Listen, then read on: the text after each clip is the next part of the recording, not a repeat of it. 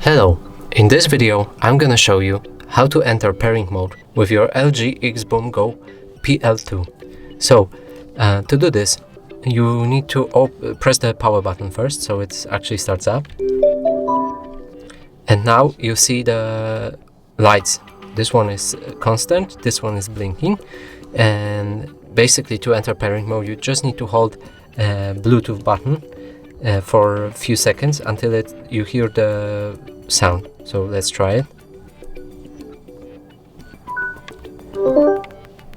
And now you should be able to connect to your phone or any device that you want.